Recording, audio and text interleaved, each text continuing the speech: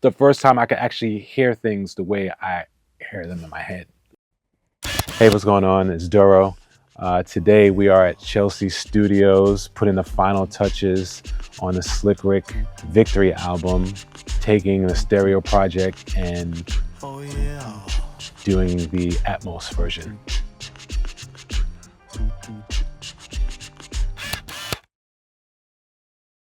Right? So if you think about use stereo and you think of stereo as being a TV, just being 2D, right? And then we had 5.1 at one point, and like, that's just a couple of speakers around the room. That would be more like, you put on the glasses and you get 3D, right?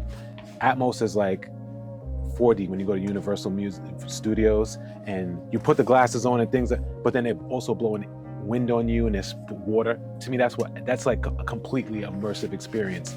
There's two parts to this, right? So these meters are representing the channels in the room of speakers that we're sending sound to, but this imagery more demonstrates the position in the room, right? Not just volume, right? Where, as you see, like how these are moving, it's showing you height and positioning.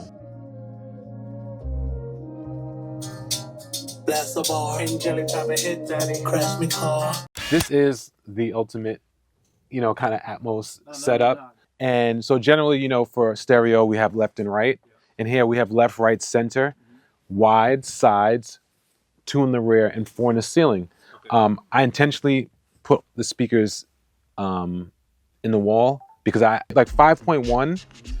When you mixed to speaker locations. Yeah. And for Atmos, you mix to anywhere in the room and the renderer figures out. So like if the sound is supposed to be right here, the renderer figures out how much information it has to send from each speaker for it to be there. It's not a classical album. It's not something with just only strings and you could have it, bouncing and, so of course we want to keep it hip hop. How do you get them to open their minds to be interested in listening to the album in this format? Artists like Slick Rick, Atmos is kind of perfect because he's a storyteller.